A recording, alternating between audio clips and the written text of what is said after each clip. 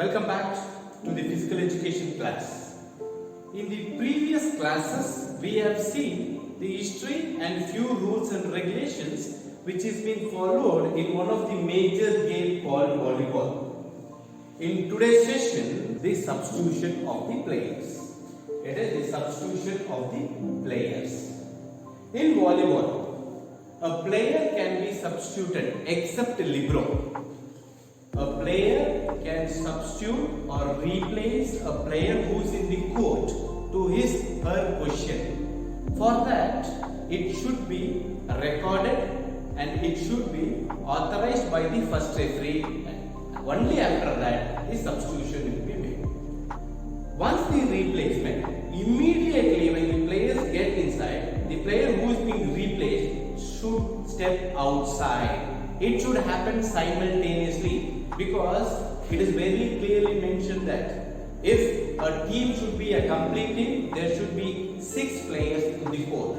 Not more one, not less one. So it will be 6. So it should happen simultaneously near the attack line after taking the permission of the referee, and only the player can be substituted who is recorded in the starting lineup, and it is except libero.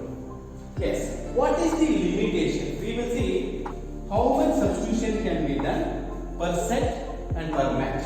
So in a set, a team is permitted to substitute 6 players. It may be individually or it may be at the same time. So this is the limitation is being given per set per team. How much? It is 6. It can be done individually whenever you want, or it may be at more than 3 players, 4 players, 5 players, or all the 6 players can be substituted. Here, the starting lineup player is permitted only once to come outside, and if you want to go again, he or she should go to his same position or the player who has replaced him. The same formula is being applied for the substitution player also. In a set, only once a substitution player can replace the main starting lineup fourth player. Again, he has to come to the same position only.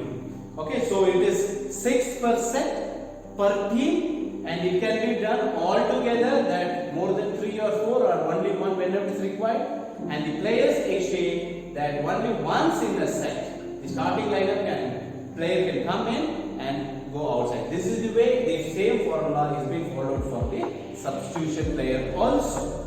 Next, what is this exceptional substitution? So we say that a legal substitution is which comes under the 6th substitution. That is called legal substitution, because the rule says maximum you can do 6 substitution in a set. That if it is more than that, you cannot do any substitution. The substitution limit is over and you have crossed the limit. So you are not supposed to do substitution.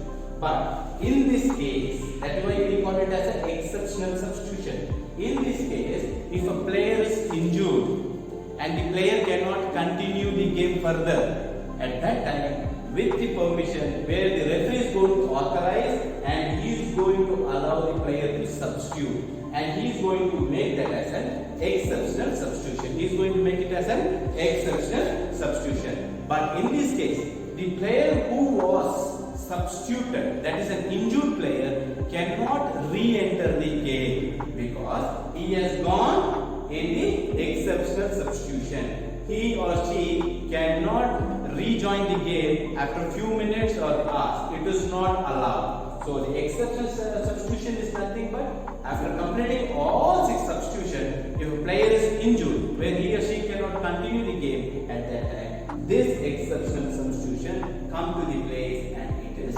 processed.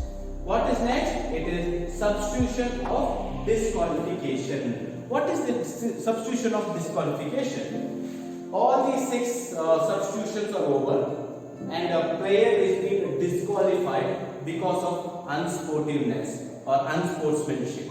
So because they may quarrel with each team, they may fight with the referee or whatever it's so, because it is all against the law. At that time, can we substitute or substitution of disqualification happen? Yes. If you are having still legal substitution, that is, if still that team is entitled with few more substitution left, that is below 6, only 3 have done, still 3 is left, at that time you can exchange or substitute. If all the 6 is over, you are not permitted. So the disqualified player is disqualified fully, and it is said that the team is going to become incomplete team. So once it is incomplete, it is clearly noted that the opponent team will be declared as the winner. So can a disqualified player can be substituted? If you are in the legal substitution or still in the substitution limit, you can. If not, you cannot do it. As we have done in this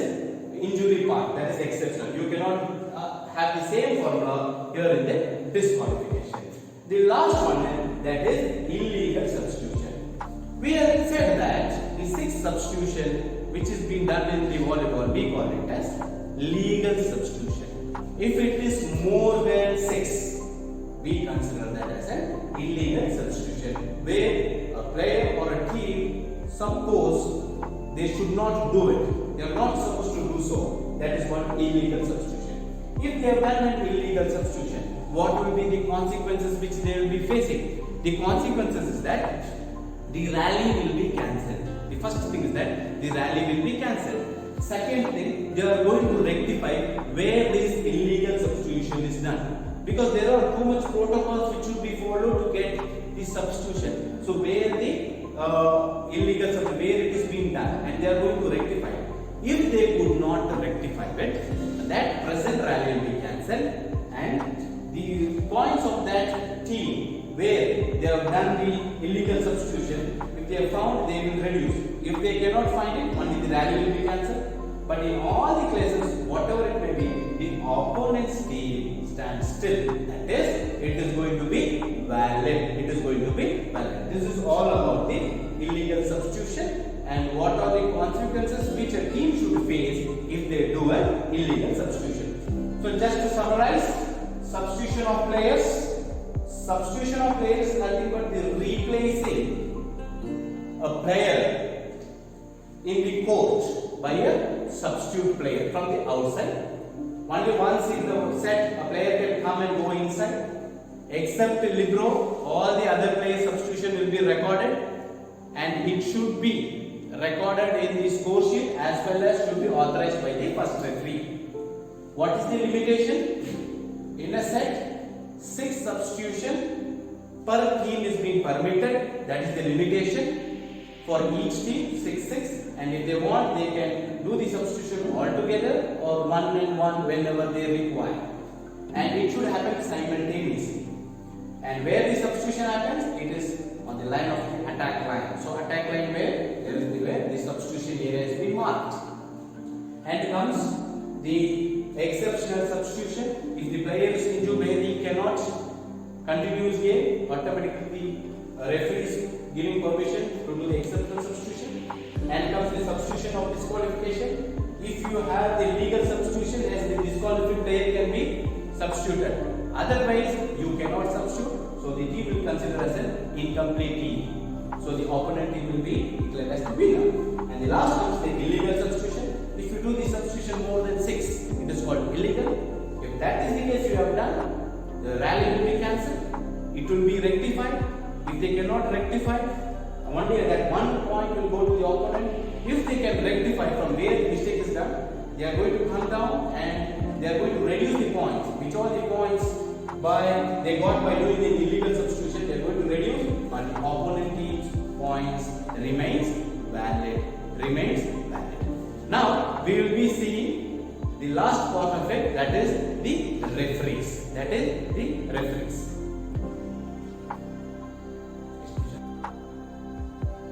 The next rule is that the referees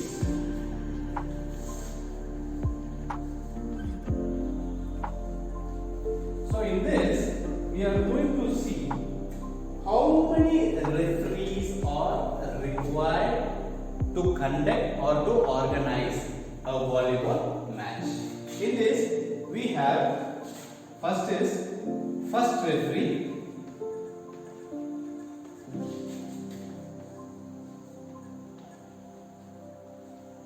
and we have second referee, and we have 4 line judges or linesmen. We call it as 4 linesmen. We have 4 linesmen, and we have 1 scorer.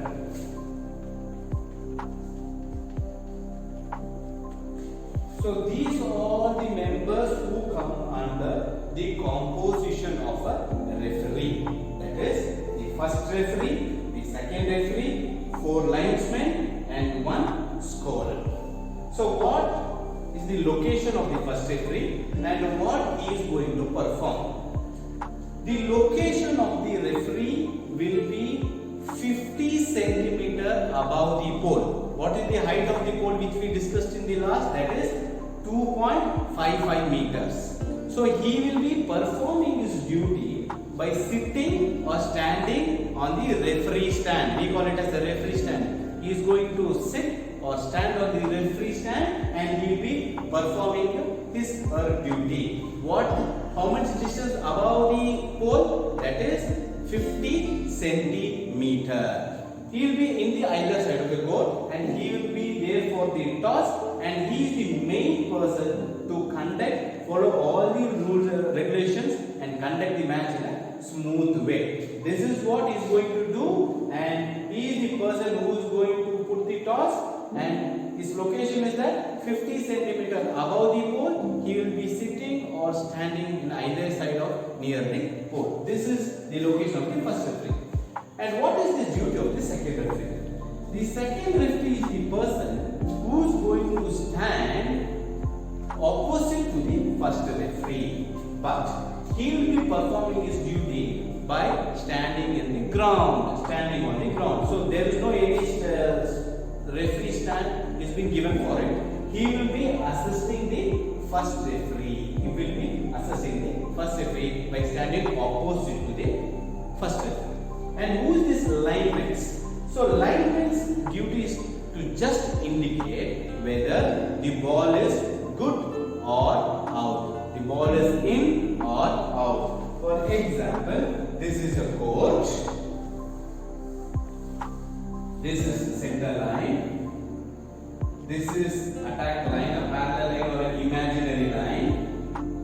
The ball is placed vertically here from 0.50 to 1 meters away from the center line and the side line. And this is the place where the first referee is going to perform his duty by sitting or standing 50 centimeter above the pole. And where the second referee will be standing? Yes, opposite to the first referee on the ground. That is, second referee will be here, who will be assisting. And where these 4 linesmen will be allotted? Yes. So you can see 4 boxes here.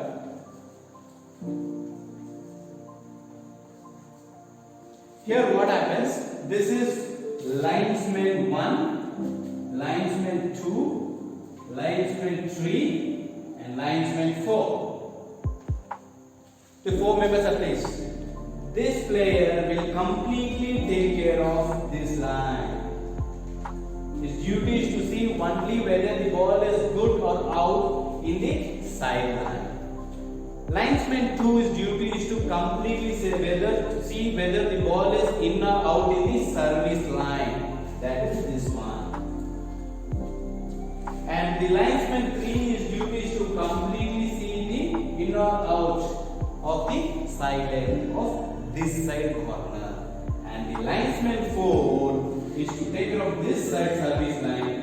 Their duty is to only see whether the ball is good, or we call it as in or out. This remaining part will be sometimes taken care by referee 1 and referee 2. That is the first referee and the second referee. And this is all about the linesmen. There will be a flag given to them, where with the help of the flag they are going to indicate by just raising their hand or pointing towards where the ball has touched or or where the ball has have contact with the floor. This is the way they indicate whether the ball is good or out. So after seeing that, the first referee will be taking the decision. So this is how they are also going to help the first referee to smooth conduct of the volleyball match. And last comes the scorer. What is the duty of the scorer? His duty is complete to maintain the score and record the timeout, the technical timeout, and record the substitution.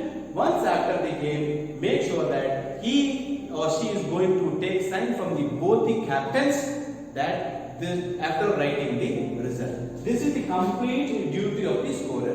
Where the scorer will be sitting? He will be sitting little behind referee 2, opposite to the first referee, because always he will be watching the first referee to whom the score is given, which player has made the fault, and when the substitution is done, they have to take permission from second referee, first referee.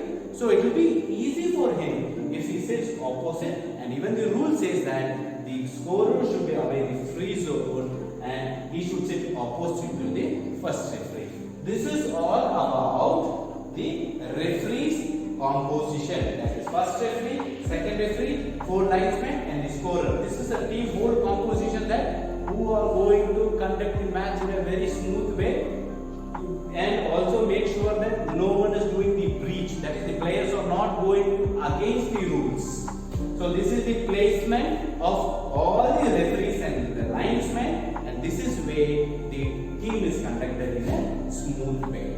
Now at last we will see what are all the fundamental skills. Fundamental skills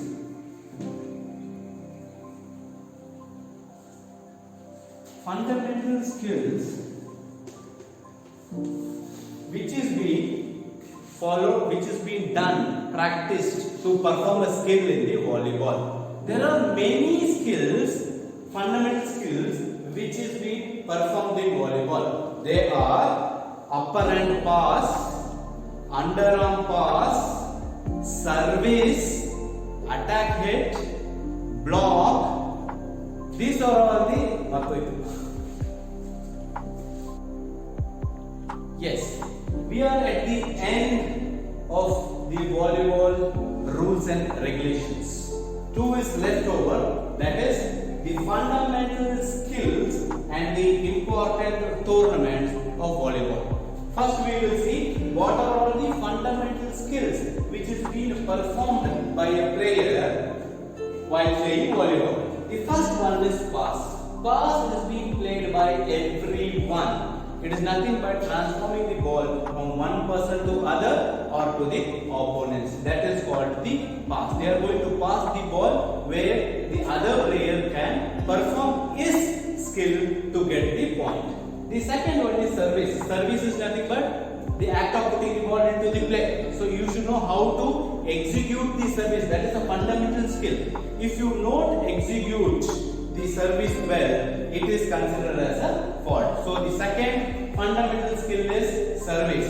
And the third one is nothing but set up. This is done by the setter or the passer. That where the position is number 3, where he is going to set the ball, where it is going to be an advantage for the attacker. So once if the ball is set properly in a very good manner, automatically it will be an advantage for the attacker. Next comes the net recovery. We say whether when the net goes, when the net is driven into the net, can the player then? That is called net recovery. Even the player can go near the net, when the ball get inside the net and come outside, he can recover. That is called net recovery. That is the 4 fundamental skills where the player should know. And the 5th comes the attack it, where all the ball which is sent towards the opponent's court, we call it as an attack it. But here when discussing to this skill, particular to this skill, it is said that a player who is going to hit the ball very forcefully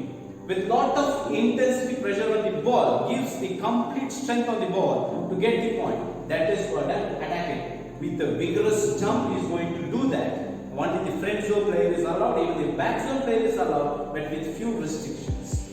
Then we are going to see the block. The block is nothing but action where your player is going to do very closer above the net to intercept the ball which is coming from the opponent's court. This is also a skill.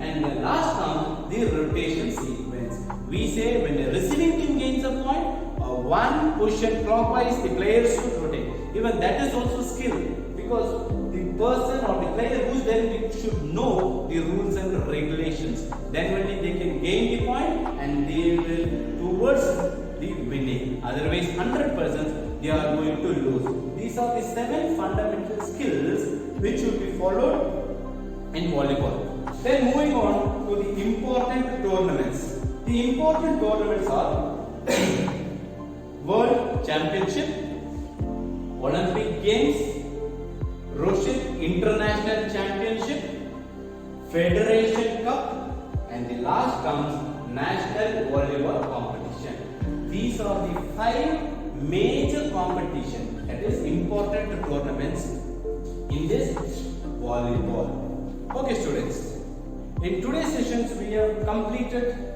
the remaining part of the rules and regulations of a major game called volleyball. Even in the previous classes, we discussed about the history, rules and regulations. I hope it is clear for you. Thank you so much, and with the new topic, we will be meeting in the next class. Thank you so much.